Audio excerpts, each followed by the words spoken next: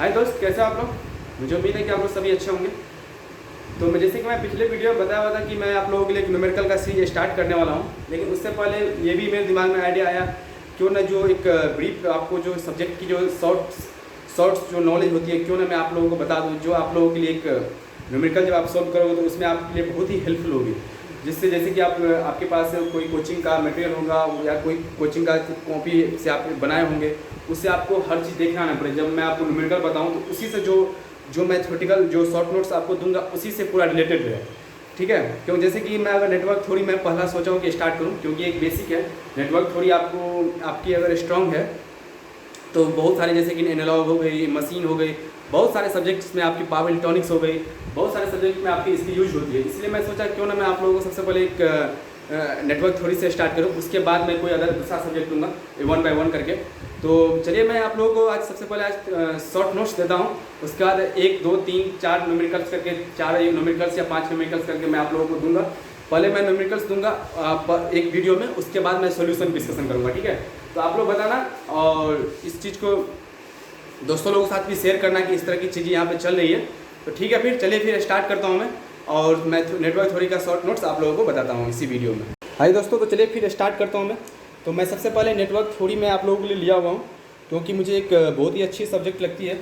और देखो network theory में क्या है, सबसे अच्छी बात क्या है कि आपको ये एक स्कोरिंग भी है और 13 to 15 मार्क्स की आती है, ठीक है।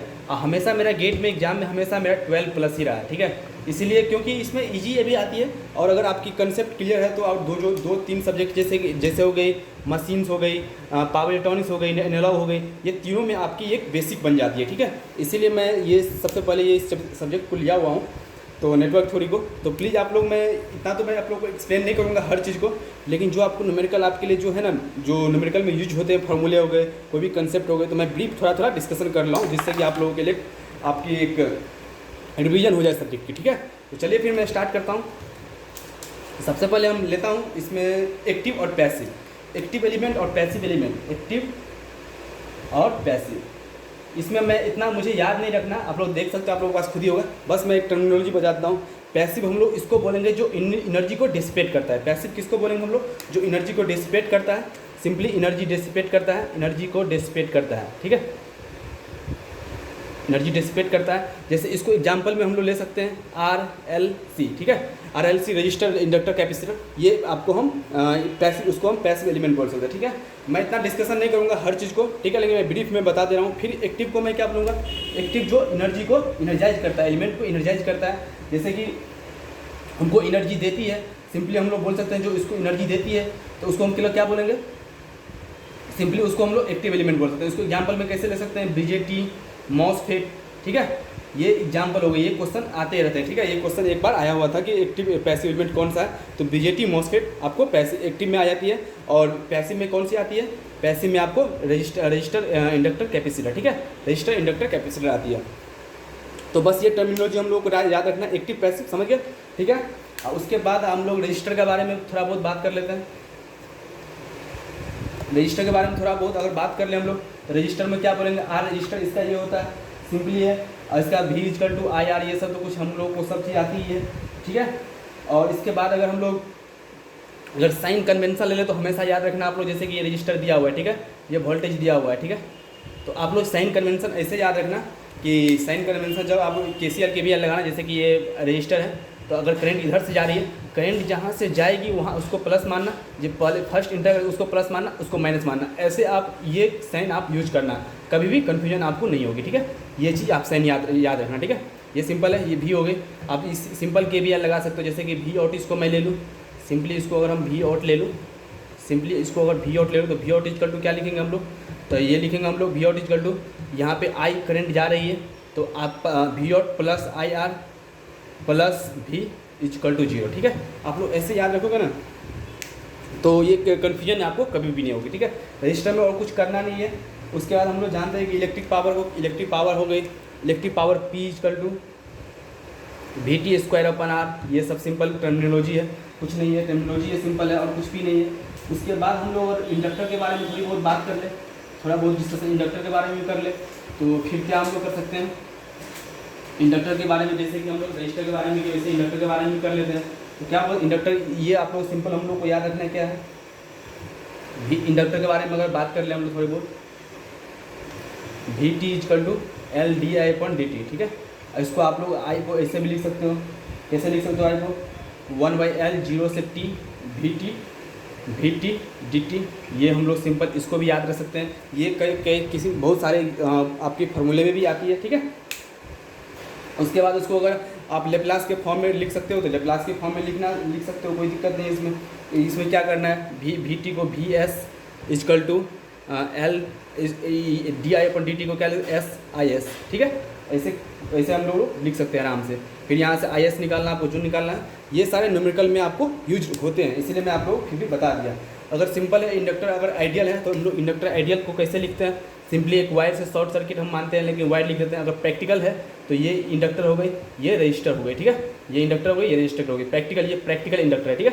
ये प्रैक्टिकल इंडक्टर है आपकी, कुछ भी नहीं है। अगर वही चीज़ अगर हम लोग कुछ ज़्यादा बात नहीं करेंगे इसमें, फिर भी कैपेसिटर के बारे में अगर बात कर लूँ मैं, कैपेसिटर के बारे में थोड़ा बहुत मैं आप लोगों को बता दूँ। कैपेसिटर के बारे में अगर मैं बताऊँ आप लोगों को,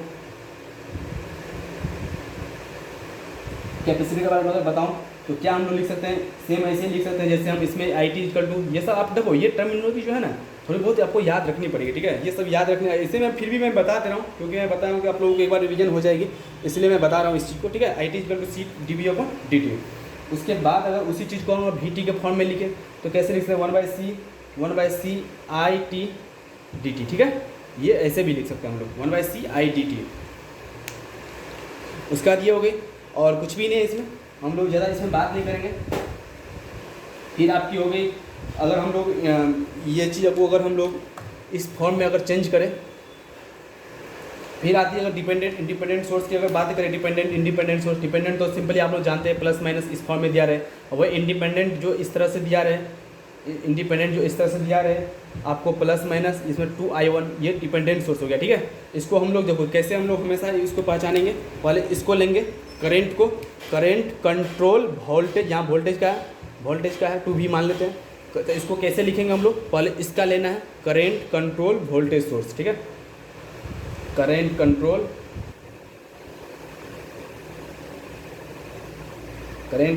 वोल्टेज सोर्स, ठीक है। ये हम लोग करंट कंट्रोल वोल्टेज सोर्स लेना है, इसको सिंपली पहले इसको रखेंगे वहीं पे करंट, उसके बाद उसका लेंगे करंट कंट्रोल वोल्टेज, ये हो गया वोल्टेज सोर्स, ऐसे लिखना है हम लोग, ठीक है। करंट कंट्रोल वोल्टेज सोर्स, इसको हम लोग सिंपली बोल सकते हैं, क्या बोल सकते हैं, CVS, current control voltage source, ठीक है। अगर वहीं पे अगर मान लो आपको यहाँ पे भी दिया रहे, ठीक है, तो क्या हो जाएगा, पहले इसका लेना है वोल्टेज कंट्रोल वोल्टेज सोर्स, इसको हम लोग क्या लिख सकते हैं, वोल्टेज कंट्रोल वोल्टेज सोर्स, ठीक है। VCVS। देखो कुछ भी मैं इसमें ज़्यादा कुछ करना नहीं है, लेकिन फिर भी मैं आप लोगों को बता देता हूँ क्यों आपकी एक रिवीजन हो जाए। उसके बाद मैं न्यूमेरिकल जब अच्छा न्यूमेरिकल लूँगा तो उसमें आप लोगों को ये टर्म का जो मैं यूज करूँगा तो आप लोगों को ज़्यादा ये मुझे बताना नहीं पड़ेगा कि इस तरह से यहाँ पे ऐसी चीज़ें होगा, ऐसी चीज़ें होगा, ठीक है। उसके बाद में अगर इसमें ज़्यादा कुछ है नहीं, थोड़ी मैं कुछ नहीं, फिर भी मैं आप लोगों को एक टर्मिनोलॉजी के रूप में कर देता हूँ, ठीक है। अगर सिंपली है, अगर ओम्स लॉ का अगर मैं कुछ थोड़ा बहुत आप लोगों को, और ओम्स लॉ के बारे में थोड़ा बहुत, तो ये आप लोग ये फार्मूला बहुत सारा यूज है, J equal to sigma conductivity electric field, ये हो गई करंट डेंसिटी, ठीक है। J equal to sigma E, ये भी आप फार्मूला याद रखना, R equal to rho L upon A, ठीक है। रो रेजिस्टिविटी लेंथ एरिया, ठीक है। ये भी इस पर भी क्वेश्चन आपको एक दो आध आपको आए हुए हैं, पिछले जो गेट का एग्जाम है उसमें भी आए हुए हैं, जो मैंने आप लोग देखे भी होंगे, R equal to L upon A, ठीक है। ये कि इसका वॉल्यूम बढ़ा दिया, लेंथ एरिया बढ़ा दिया, इसलिए इसको भी याद रखना, ठीक है। ये सब 12th की चीज़ है। और J इक्वल टू सिग्मा, ये भी आपको इसमें आ सकती है EMFT में, ठीक है। तो ये चीज़ तो वही है। और इसको, और अगर कंडक्टेंस रेजिस्टेंस, तो कंडक्टेंस तो हम लोग सिंपली कंडक्टेंस C को हम लोग सिंपली 1/R लिख सकते हैं, इसका रेजिस्टेंस का उल्टा होता है कंडक्टेंस, ठीक है। मैं टर्मिनोलॉजी बता देता हूँ एक बार, क्योंकि मैं बोला हूँ कि आप लोग शॉर्ट नोट्स में मैं दे रहा हूँ, इसलिए मैं बता दे रहा हूँ, ठीक है। एक ये हो गई। उसके बाद अगर शॉर्ट सर्किट और open circuit, short circuit open circuit में मैं क्या बोलूँ, शॉर्ट सर्किट ओपन सर्किट में देखो सिंपली है, अगर शॉर्ट कोई भी रजिस्टर, कोई भी, जैसे कि यहाँ पे मान लो रजिस्टर है, ठीक है, R1 इक्वल टू, यहाँ पे अगर ये शॉर्ट हो जाती है, मान लो वोल्टेज ये शॉर्ट हो जाती है, तो इसका डायरेक्टली ये जीरो हो जाएगा, इसका कोई यूज नहीं होगा, ठीक है। सिंपली है, अगर सिंपली है कोई शॉर्ट अगर हो जाए तो वोल्टेज डायरेक्ट जीरो हो जाएगा। अगर करंट में अगर ओपन सर्किट हो जाए तो करंट होगा। जैसे ये वायर जा रही है, वायर है, इसमें ओपन सर्किट हो गया, मतलब ये ओपन सर्किट हो गया तो इसका कोई नहीं, आई इजकल टू जीरो हो जाएगा। अगर शॉर्ट सर्किट हो गया तो वोल्टेज इजकल टू जीरो हो जाएगा। कोई भी कहीं भी अगर शॉर्ट सर्किट है डायरेक्ट वोल्टेज जीरो मानो, करेंट अगर ओपन सर्किट डायरेक्टली आप करंट को जीरो मान लो, ठीक है। ये आपको न्यूमेरिकल में बहुत सारे न्यूमेरिकल में सॉल्व करोगे, जैसे थेवेनिन सबसे आप क्वेश्चन को सॉल्व करोगे तो उसमें बहुत सारा यूज होगा, इसलिए मैं बता दिया आप लोगों को, ठीक है। और इसका जो होता है अगर वोल्टेज क्योंकि तो शॉर्ट सर्किट हुआ तो इसका रेजिस्टेंस इक्वल टू जीरो हो जाएगा। अगर ओपन सर्किट हो आर इक्वल टू इन्फिनिट हो जाएगा, ठीक है। तो आर इक्वल टू इन्फिनिट हो गया तो इसका मतलब वोल्टेज इसका यहाँ पे एग्जिस्ट करेगा, यहाँ पे करंट एग्जिस्ट करेगा, ठीक है। करंट ज़्यादा हो जाएगा। अगर शॉर्ट सर्किट हो रही है तो क्या होती है, शॉर्ट सर्किट होती है तो क्या होती है, करंट ज़्यादा हाई हो जाती है। शॉर्ट सर्किट अगर कहीं भी है तो करंट हाई हो जाती है, ठीक है। या वोल्टेज अगर ओपन सर्किट है तो वहाँ पे क्या होगा, वोल्टेज हाई हो जाएगा, ठीक है। वहाँ पे वोल्टेज हाई हो जाएगा। ये आप लोग टर्मिनोलॉजी में बता दिया, फिर भी आप लोग याद रखना, ठीक है। इससे आप लोगों को याद ही होगा, लेकिन फिर भी मैं बोल दे रहा हूँ।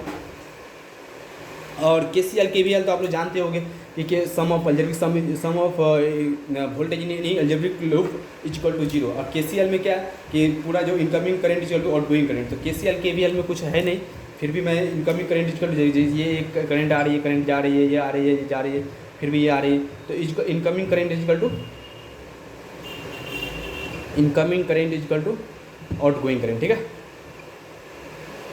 Incoming current equal to outgoing current. तो ये इस तरह की हम लोग बातें करेंगे, ठीक है। तो हो गई फिर। अगर हाँ एक चीज़ मैं आप लोगों को और बता दूं कि बहुत सारे मैं एक आप न्यूमेरिकल भी होगी एक पिछले प्रीवियस ईयर में, कि जैसे कि ये वोल्टेज अगर इस फॉर्म में दिया हुआ है, ठीक है, करंट दिया हुआ है, तो किसका क्या इसका इक्विवेलेंट क्या होगा। ये वोल्टेज है, ये वोल्टेज है, ये करंट है, तो क्या होगा इसका। अगर पैरेलल में वोल्टेज और करंट दोनों एग्जिस्ट कर रहा है तो यहाँ सिंपली वोल्टेज आ जाएगा, ठीक है। डायरेक्टली ये निगलिजिबल आप कर सकते हो, ठीक है। अब यहाँ पे डायरेक्टली वोल्टेज आ जाएगा। वही चीज़ अगर वही चीज़ मान लो सीरीज में होगी तो क्या करोगे आप लोग। अगर वही चीज़ सीरीज में होगी तो क्या करोगे बताओ। वही चीज़ अगर सीरीज में होगी तो क्या करोगे, सीरीज में होगी, सिंपली सीरीज में होगी तो वहाँ पे अगर मान लो चलो ये दोनों सीरीज में है, ठीक है, मान लेता हूँ मैं ये दोनों सीरीज में है, ये दोनों सीरीज में है, मान लो यहाँ पे सीरीज में है, ठीक है। ऐसे कर लो वोल्टेज करेंट, तो क्या होगा सीरीज में ये करंट का मानता होगा, ठीक है। ये वोल्टेज आप लोग निगेटिव कर सकते हो, ठीक है। तो यहाँ पे डायरेक्टली हम लोग करंट का ये याद रखना, क्योंकि एक न्यूमेरिकल में आ जाती है, ठीक है। फिर भी मैं टर्मिनोलॉजी इसलिए मैं बता दे रहा हूँ। अगर वोल्टेज करंट सीरीज में हो तो आप लोगों को करंट का वैल्यू करंट को रखना है मेन। अगर वही चीज़ अगर वोल्टेज और करंट पैरेलल में हो दोनों तो आप लोगों को वोल्टेज का रखना है, ठीक है कि नहीं। मैं थोड़ा स्पीड बता रहा हूँ क्योंकि आप लोग बोर ना हो, इसीलिए मैं थोड़ा जल्दी जल्दी करने की कोशिश कर रहा हूँ कि आप लोगों को टाइम ज़्यादा ना लगे कि यार ज़्यादा टाइम लग रही है, ठीक है। तो ये चीज़ हुई। फिर आपको मैं चलिए फिर उसके बाद देखो, इसके बाद कुछ है नहीं इसमें करने के लिए। अगर वोल्टेज डिवीजन रूल सबका, करंट डिवीजन रूल का बात करूँ तो सिंपली है वोल्टेज रूल में क्या होता है, ये है, ये प्लस माइनस भी दिया हुआ है, सिंपली है प्लस माइनस भी दिया हुआ है, सिंपली है प्लस माइनस, ये R1 है, ये R2 है, यहाँ पे भी है। तो यहाँ पे अगर इसका वोल्टेज हमको निकालना है तो कैसे निकालेंगे, ये लो इसका सेम खुद का रेजिस्टेंस डिवाइडेड बाय दोनों का सम, कैसे होगी देखो। अगर इसका वोल्टेज V1 मान लेते हैं तो हमको V1 निकालना है तो V इंटू ये खुद का रेजिस्टेंस R1 प्लस R2, ठीक है। ये डिवीजन वोल्टेज डिवीजन रूल आपको ये रखना है, दिमाग में होगा ही ऐसे, लेकिन ये रखना है शॉर्टकट के लिए, उतना निकालने की जरूरत नहीं है, ठीक है। अगर वही चीज़ अगर हमको करंट में पता करना हो तो अगर करंट डिवीजन लगाना हो तो मान लेता हूँ उसको मैं, ये पैरेलल में है, ये R1 मान लेता हूँ, ठीक है, ये है। अगर यहाँ पे मैं करंट मान लेता हूँ तो क्या होगा करंट, तो आप इसमें हमारे I1 को, तो इसमें क्या रखनी है आपको याद कि I1 निकालना है तो उसमें सेम का रेजिस्टेंस था, लेकिन इसमें हम लोगों को क्या करना है, इसमें हम लोगों को क्या करना है, खुद मतलब अपोजिट दूसरे का, जैसे कि खुद इसका निकालना है तो हमको दूसरे का लेना है, ठीक है। तो कैसे लेना है देखो, I1 equal to I into R2 खुद दूसरे का, ये इसका निकालो उसके रिस्पोकल, उसके उल्टा जो दूसरा है उसका लेना हमको, ठीक है। उसका अगर R1 ले रहा हूँ, R1 में निकालना है तो R2 का हमको रेजिस्टेंस लेना है, R1 प्लस R2, ठीक है। I1 equal to I into R2 plus R1 plus R2, ठीक है। ये हमको याद रखना है, और कुछ भी नहीं, वोल्टेज भी करंट डिवीजन रूल में समझ गए। ये सब चीज़ ना आपको जब न्यूमेरिकल करोगे ना आप, हाय गाइस, तो मैं थोड़ा बहुत फास्ट करने की कोशिश कर रहा हूँ आप लोग, क्योंकि ये चीज़ मैं मानता हूँ कि आप लोगों को ये चीज़ पहले से आती होगी, ठीक है। इसलिए मैं, लेकिन फिर भी मैं बताया कि आप लोगों को थोड़ा बहुत एक रिवीजन के पर्पज़ से मैं दे रहा हूँ। उसके बाद मैं जब न्यूमेरिकल अच्छा लूँगा ना, तो आपको इतना मुझे टर्मिनोलॉजी बताने की ज़रूरत पड़ेगी, और जो मैं बता रहा हूँ वो आपको ज़्यादा समझने में ज़्यादा अपना आपको दिमाग को फोर्स नहीं लगाना पड़ेगा, ठीक है। इसलिए मैं कर रहा हूँ ये सब चीज़ें। तो बताना जो कर रहा हूँ सही है कि नहीं सही है। और चलिए मैं फिर भी ले लेता हूँ। मैं मानता हूँ कि आप लोगों को हर चीज़ आती होगी ये सब चीज़, लेकिन फिर भी मैं आप लोगों के रिवीजन के लिए ले रहा हूँ, ठीक है। तो चलिए फिर मैं स्टार्ट करता हूँ। जो आगे का है ऐसे ही मैं बार बार करने की कोशिश कर रहा हूँ। तो चलिए फिर मैं अगर स्टार्ट डेल्टा की अगर आप लोगों की बात करूँ, star to delta, delta to star, ये भी एक अच्छी है जो आपको न्यूमेरिकल के लिए कन्वर्जन है। सिंपल में स्टार्ट टू डेल्टा, और सिंपल में इसको इस फॉर्म में मैं बना देता हूँ। पहले ये मैं डेल्टा बना देता हूँ, ठीक है। ये R1 R2 R3 हो गया, ठीक है। उसको मैं स्टार भी कर लेता हूँ इसी में।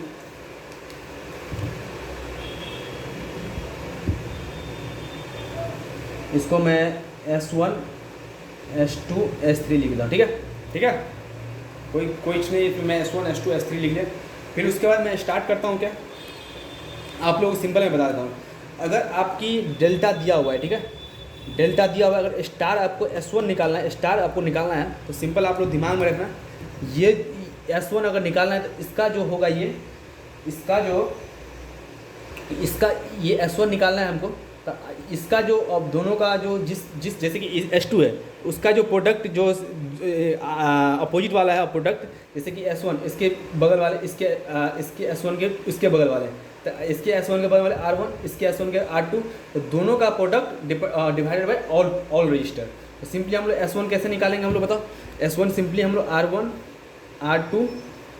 R1 plus R2 plus R3 simply है, हम लोगों को ये याद रखनी है, ठीक है। ये बहुत सारे क्वेश्चन में आपको क्वेश्चन को ईजी बनाती है ये चीज़, तो आप लोगों को दिमाग में रखनी है। सिंपली अगर इसका दोनों का product divided by all register, ठीक है, ये हो गई। ये अगर S2 निकालना है तो R2 S2 निकालना है, तो सिंपली अगर S2 मांग के चलो यहाँ पे S2 निकालना है, तो सिंपली आप लोग क्या कर सकते हो, R1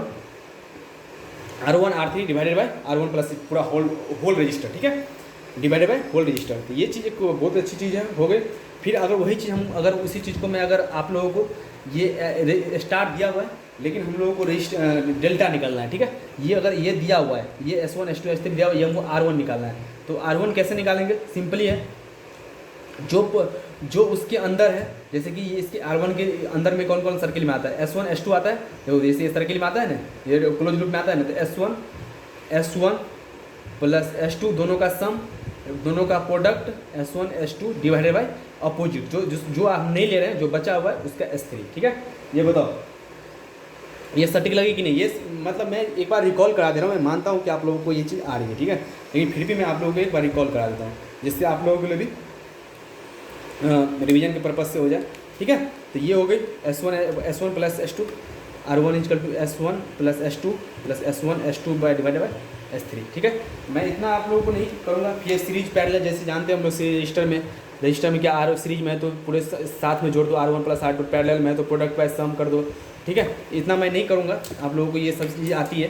और फिर इसका अगर कैपेसिटर है तो उसका उल्टा कैपेसिटर का ये 1/C1, अगर 1/C1 पैरेलल में है सीरीज में है तो 1/C2, इसका रजिस्टर का उल्टा। कैपेसिटर में क्या होता है, रजिस्टर का उल्टा। कैपेसिटर में क्या होता है, रजिस्टर और इंडक्टर दोनों सेम होता है। रजिस्टर का भी सीरीज जैसे रजिस्टर का सीरीज जोड़ते हैं वैसे इंडक्टर का भी जोड़ते हैं, लेकिन कैपेसिटर में उसका उल्टा। अगर सीरीज में जोड़ रहे हैं उसको तो हम कैपेसिटर को पैरेलल में जोड़ेंगे ऐसा, ठीक है। कैपेसिटर को हम पैरेलल में जोड़ेंगे, ये चीज़ हो गई। उसके बाद में अगर बात करूँ हो गई, फिर ये सब चीज़। फिर इसके बाद में एक और थ्योरम जो यूज होती है आपकी, वो है करंट, मतलब जो वोल्टेज दिया हुआ है, करंट वोल्टेज दिया उसको कैसे वोल्टेज सोर्स में कन्वर्ट करें, या करंट दिया हुआ है उसको कैसे वोल्टेज सोर्स में कन्वर्ट करें। तो सिंपली इसका कुछ नहीं है, देखो जैसे कि ये फॉर्म में दिया हुआ है, ठीक है, ये फॉर्म में दिया हुआ है, इस फॉर्म में दिया हुआ है, ठीक है। ये I है, उसको अगर हमको वोल्टेज में इसको हमको कन्वर्ट करना है, इसको हमको सिंपल बनाना है तो कैसे करेंगे, सिंपली है ये दोनों का प्रोडक्ट V इक्वल टू क्या होता है IR, ठीक है। V इक्वल टू IR, यहाँ पे V इक्वल टू ये product I into R plus minus, इसका साइन याद रखना। अगर इधर से रो है तो जिधर से रो उठ रहा है वो माइनस और जो जहाँ पे ख़त्म हो रहा है वो प्लस, ठीक है। ये याद रखना आप लोग, ठीक है, ये याद रखने की ज़रूरत है। ये दिमाग ये मिस्टेक मत करना प्लीज़। मिस्टेक्स करोगे तो आपकी ये बहुत सारे न्यूमेरिकल आपके गलत हो जाएंगे, ठीक है। तो यहाँ से माइनस, जहाँ से इंटर किया वो माइनस, जहाँ पे ख़त्म हो रहा है वो प्लस, ऐसे रखना है, माइनस से प्लस, ठीक है। और उसके बाद ये रजिस्टर सीरीज में आ जाएगी, ठीक है। आपकी ये हो गई, सिंपल है। वोल्टेज जो अगर वही चीज़ अगर इसमें दिया हुआ है, ठीक है, अगर वही चीज़ हमको इसमें दिया हुआ है, वही चीज़ हमको अगर इसमें दिया हुआ है तो उसको कैसे कन्वर्ट करना है। अगर वही चीज़ मान चलो ऐसे, ये तो इससे कर लिया, उसको फिर इसको इसमें ही कर सकते हैं। कैसे कर सकते हैं, अगर ये दिया हुआ है तो यहाँ पे आई आर है, तो उसको हमको अगर इसमें कन्वर्ट करना है, तो इसको करंट सोर्स में कन्वर्ट करना है, तो सिंपली है इसका voltage divided by I equal to क्या आता है, वी बाई आर। सिंपली है, वोल्टेज इक्वल टू क्या है, आई आर है, आई आर डिवाइडेड बाई उसका आर कट गया, तो यहाँ पे आई सिंपली है वो पैरेलल में आ जाएगा, ठीक है। तो ये आपको याद रखना है, ये voltage to current, current to voltage हम लोग ऐसे चेंज कर सकते हैं, ठीक है। तो बताओ कैसा लग रहा है आप लोगों को। मुझे उम्मीद है कि सही अच्छा मैं जो बता रहा हूँ आप लोगों को वो फ्रूटफुल होता लग रहा होगा, ठीक है। मैं कुछ ऐसा करने की नहीं कोशिश कर रहा हूँ कि आप लोगों को मैं इसमें टाइम वेस्ट करूँ या कुछ भी। जो सटीक लगती है मुझे मैं एक बार बता दे रहा हूँ, ठीक है। फिर इसके बाद चलिए मैं लेता हूँ थेवेनिन्स। आप लोग मैं सर्किट थ्योरम पे आता हूँ, ठीक है। सर्किट थ्योरम में चार जो सर्किट है वो यूज में आती है, लेकिन दो से मेन मैं देख रहा हूँ, जो इतने साल से मैं प्रिपरेशन कर रहा हूँ तो उसमें मैं देख रहा हूँ दो जो आपकी है थ्योरम वो बहुत ज़्यादा यूज होती है, ठीक है। चलिए फिर सर्किट थ्योरम के बारे में बात करता हूँ। सबसे पहले थेवेनिन्स अगर देखो, थेवेनिन्स कुछ नहीं है, जो अभी मैं बताया था वही है। आपको थेवेनिन्स को सिंपली आपको एक इस फॉर्म में रखना है, ठीक है। कोई भी दिया हुआ है, ये आपकी एक थेवेनिन्स थ्योरम हो गई, ठीक है। ये वोल्टेज दिया हुआ है, सिंपली हम लोगों को जो सर्किट दिया हुआ है उसको अगर हम लोग एक सिंपल एक वोल्टेज और एक रजिस्टर के फॉर्म में दोनों को सीरीज में रख लेते हैं, तो उसी को हम लोग थेवेनिन्स थ्योरम बोलते हैं, ठीक है। थेवेनिन्स थ्योरम इसको बोलते हैं, इसको कुछ नहीं कि मतलब जो आइडियल वोल्टेज सोर्स है इन सीरीज विद द रजिस्टर, जो वोल्टेज सोर्स है वो रजिस्टर में होना चाहिए, वही है आपकी थेवेनिन्स थ्योरम। कुछ नहीं ज़्यादा मैं इसमें ये आपको वर्ड में मैं इतना डिस्कशन नहीं करूँगा। मैं बता दिया आप लोगों को कि क्या बताया कि सिंपली है जो वोल्टेज सोर्स है it must be in the series with the register, ठीक है। Voltage source must be in series with the register, this is the called the Thevenin's theorem. Thevenin's theorem ये आपकी बहुत ही ज़्यादा फार्मूले में यूज होने वाली है, फार्मूला बोल रहा हूँ, सॉरी न्यूमेरिकल में जो है ये थ्योरम बहुत ही ज़्यादा यूजफुल होगी, ठीक है। उसको अगर आप लोग करते हो तो फिर आगे आपकी बात मैं करता हूँ नॉर्टन्स थ्योरम की। नॉर्टन्स थ्योरम का वही है, नॉर्टन्स थ्योरम की कोई कुछ नहीं है, उसमें voltage source must be in parallel in series with the resistor, इसमें current source must be in parallel with the resistor. Simply है करंट जो है आपकी करंट जो होगी वो आपकी अगर थेवेनिन्स की, अगर नॉर्टन्स थ्योरम की बात करूँ मैं,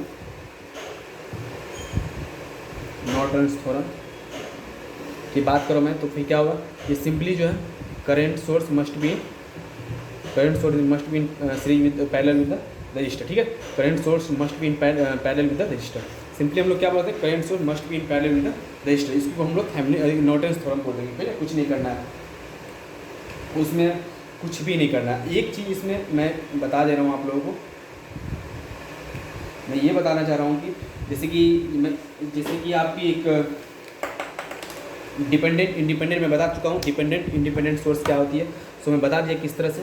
अगर देखो, अगर सिंपली है, अगर सारा डिपेंडेंट इंडिपेंडेंट सोर्स रहे, ठीक है, सर्किट में इंडिपेंडेंट सोर्स रहे, इन सर्किट में सारा इंडिपेंडेंट सोर्स रहे, ठीक है। क्या रहे, इंडिपेंडेंट सोर्स रहे सर्किट में,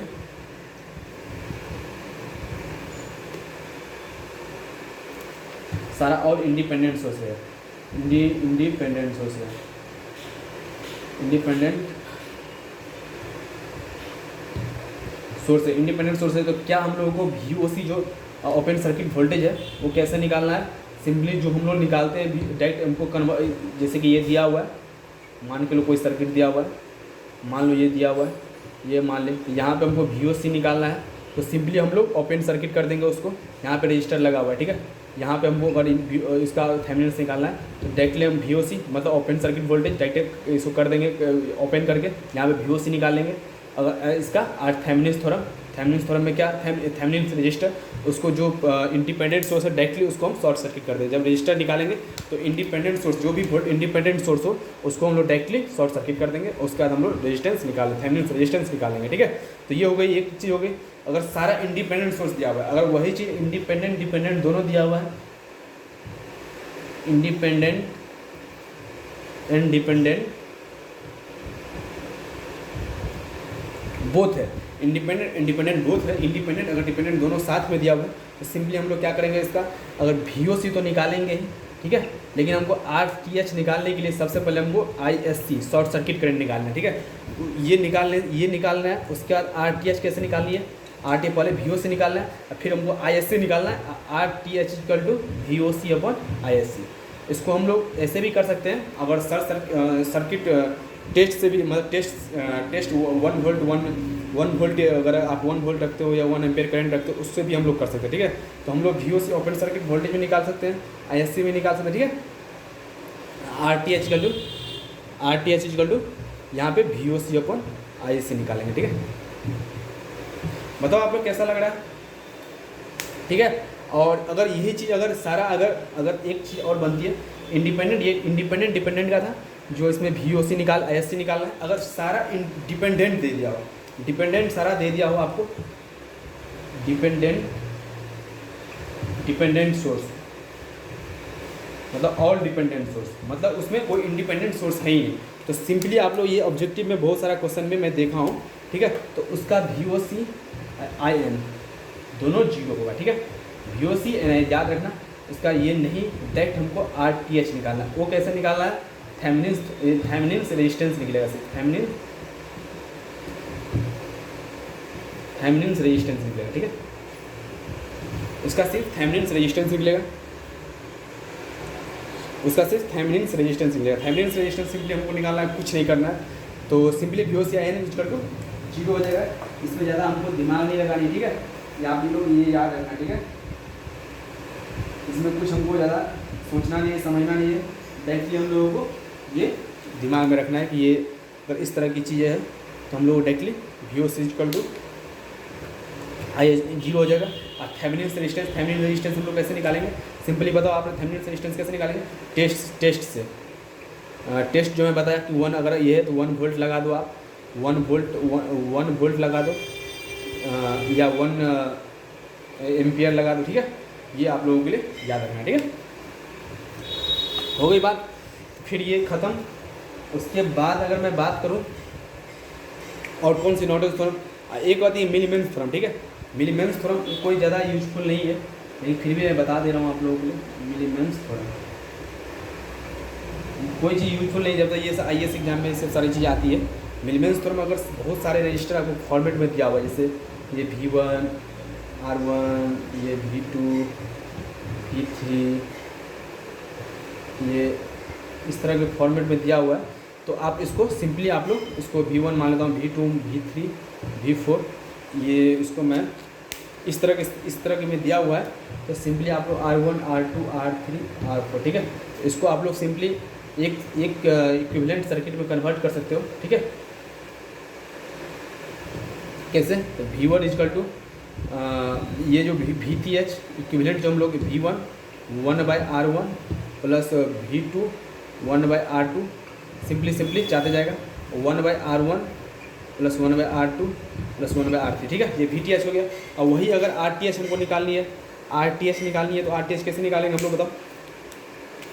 वहीं पे अगर RTH निकालनी है 1/1/R1 1/R2 1/R3, ये हम लोगों को याद रखना है। कुछ इतना मैं इंपॉर्टेंट इसको नहीं दे रहा हूँ, लेकिन फिर भी मैं आप लोगों को बता दिया जो आप लोगों के लिए थोड़ा बहुत यूजफुल हो जाए, ठीक है।